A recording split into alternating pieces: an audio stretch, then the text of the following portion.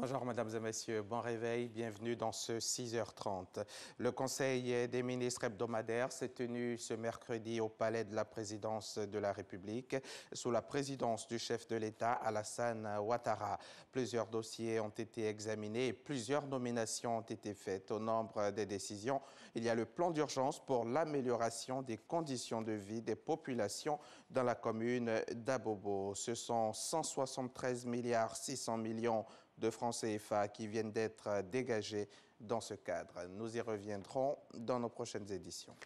La première dame, Dominique Ouattara, a parrainé hier mercredi la célébration du trentenaire de l'Académie régionale des sciences et techniques de la mer, l'ARSTM, fondée par 15 pays africains. Cette école forme au métier maritime. Pour la commémoration de ses 30 ans, l'Académie a décidé d'accorder un point d'honneur à l'excellence et à la promotion du genre.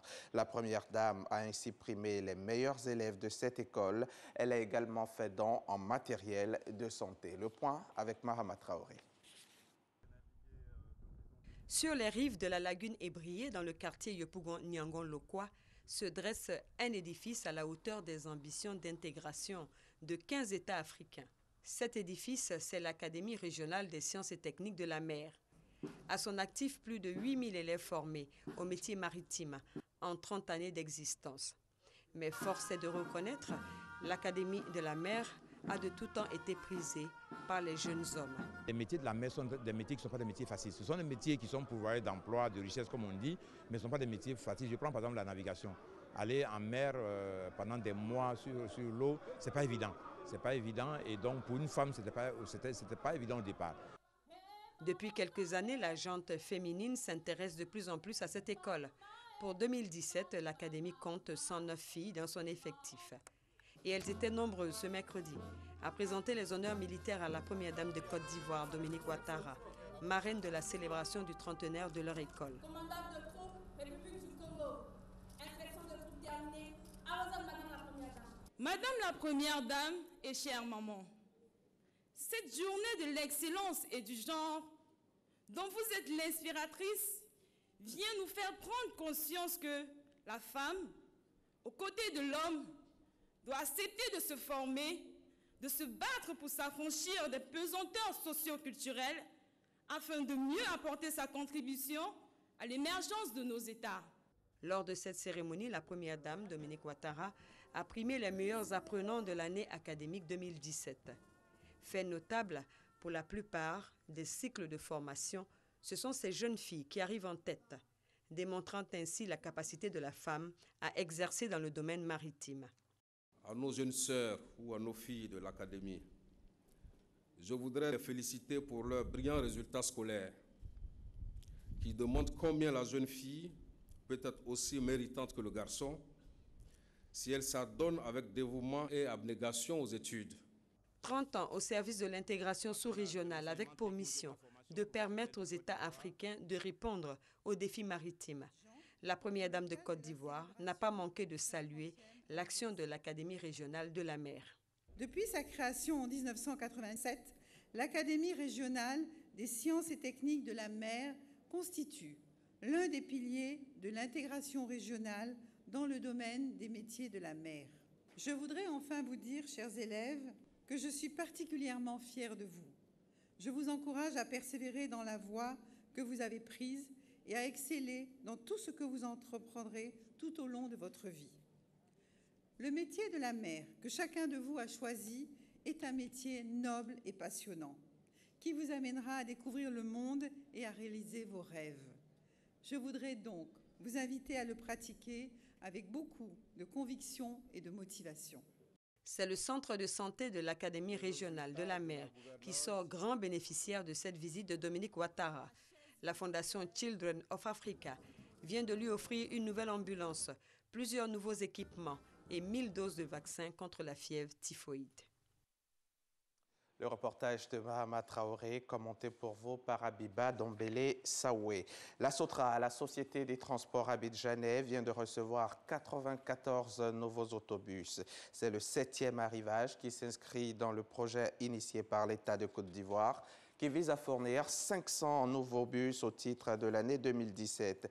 À ce jour, ce sont au total 407 nouveaux autobus qui ont été acquis par la Sotra. La réception s'est faite donc au centre d'industrialisation Sotra Industrie à Koumassi. Ami Sissoko. La Sotra, société de transport abidjanais, il y a encore quelques mois disposait de très peu de bus au point d'attrister ses usagers réguliers, alors soumis à de nombreuses difficultés pour se déplacer à Abidjan. L'État a donc décidé de soulager cette compagnie en renforçant son parc automobile. Des centaines de bus sont alors arrivés au grand bonheur des usagers. Avec l'arrivée des bus, on ne dure plus à l'arrêt. Quand il n'y avait pas de bus, c'était pénible. Il y a des bus. À chaque arrêt, il y a des bus qui passent. Donc ça nous permet de nous déplacer plus facilement. La Sotra peut et doit faire plus, pense un nombre important de ses usagers éprouvant encore des difficultés à se déplacer. Je suis descendu tout fatigué. Voilà, j'atteins moins de transport, le bus pour rentrer à la maison, mais depuis là, bon, je suis là. Souvent, tu peux attendre le bus. Plus de 3 heures, il n'y a pas de bus.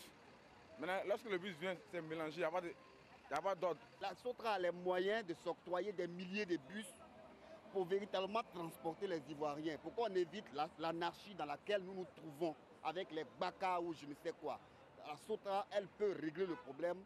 Il faut qu'elle en fasse sienne. Pour satisfaire non seulement ses mécontents, mais aussi toute sa clientèle, 94 nouveaux bus, dont 11 bus express, sont arrivés ces dernières 48 heures, qui s'ajoutent aux 313 déjà débarqués à Abidjan. Nous avons un premier projet de 500 autobus en cours de livraison, sur un programme de 2000 autobus d'ici l'an 2020. La première phase est en exécution actuellement. C'est le 7e arrivage. Aujourd'hui, nous sommes à 407 autobus livrés, plus 25 véhicules de soutien, dont quelques mini-cars. Ce projet de 500 bus a démarré au mois de mars dernier. Il va coûter à l'État de Côte d'Ivoire environ 40 milliards de francs CFA. Ami Sissoko, c'est reparti pour la Semaine nationale de la propreté qui est à sa 2e édition. L'opération a été lancée avant-hier dans la commune du Plateau en présence des ministres Anne Désiré Oloto et Raymond Goudou Kofi.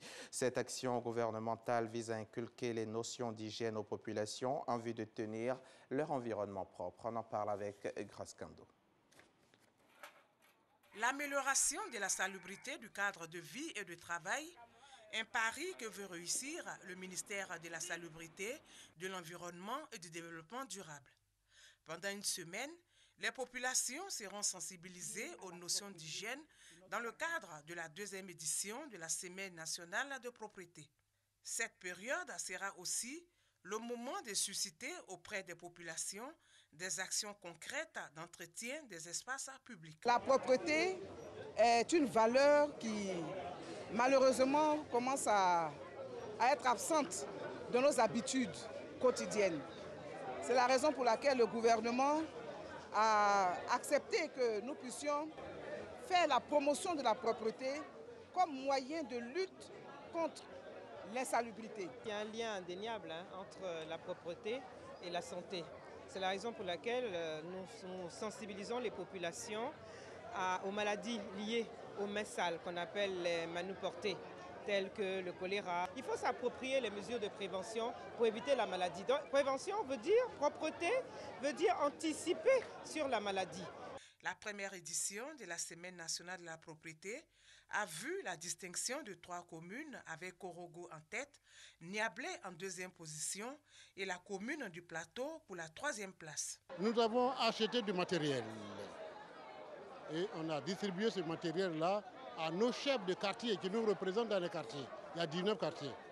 Avec ce matériel-là, effectivement, il y a un comité d'hygiène qui travaille. Des structures œuvrant pour la promotion de la salubrité ont été honorées. L'objectif est de les encourager à maintenir le cap.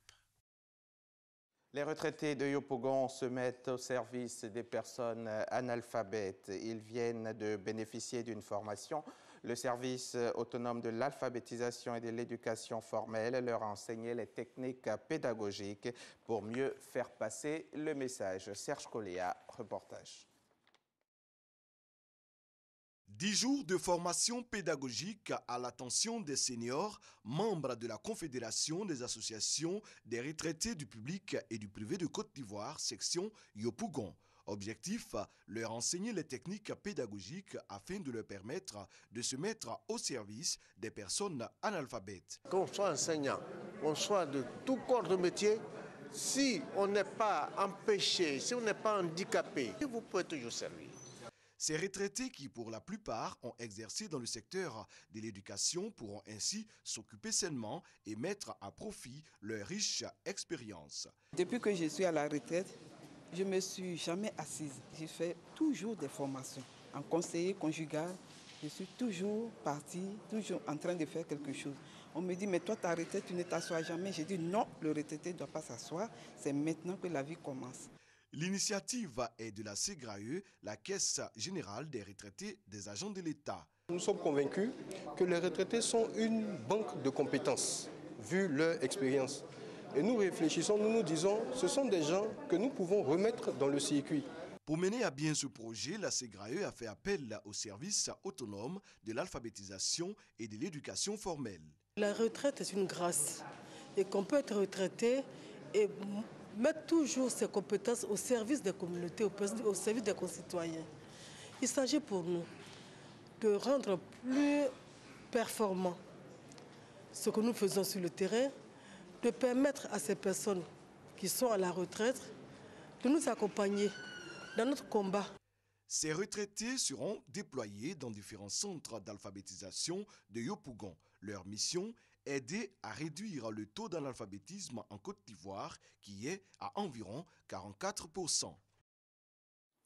L'actualité internationale en bref. Le Parti congolais du travail, le PCT du président Denis Sassou Nguesso a obtenu la majorité absolue au terme des élections législatives dont le deuxième tour a été marqué le 30 juillet dernier par des violences et des fraudes impliquant notamment des militaires dans au moins 2 circonscriptions de Brazzaville. Aucun chiffre n'a été fourni sur le taux de participation.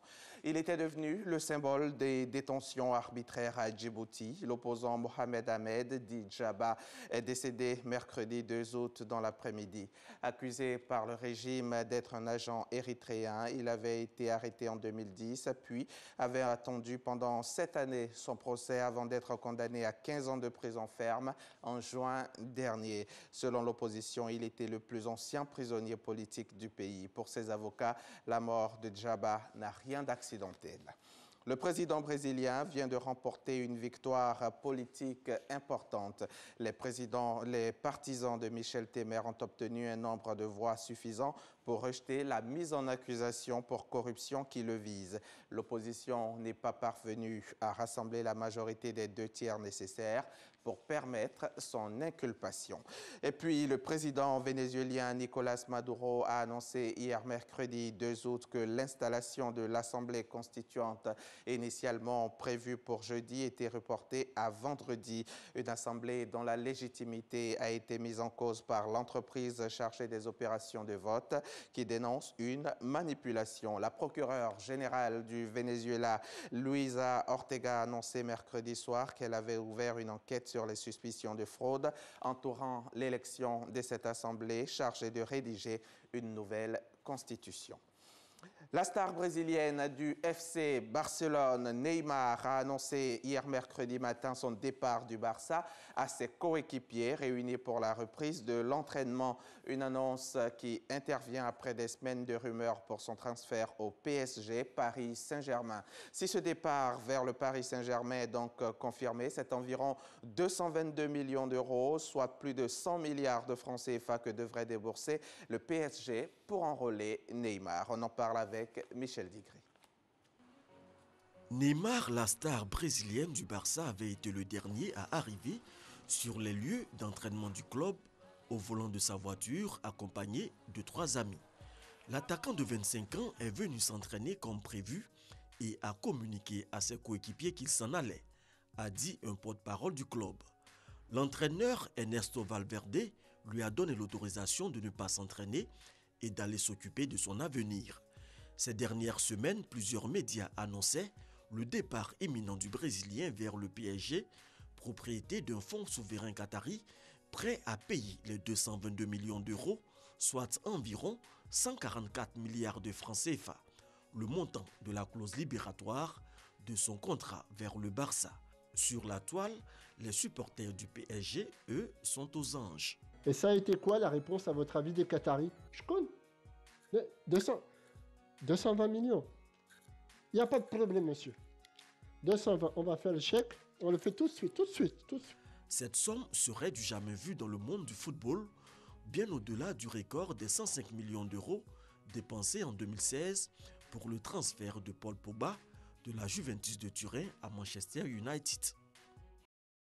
C'était un commentaire de Michel Digré. C'est la fin de ce journal. Merci de l'avoir suivi. Bonne suite de programmes sur nos antennes.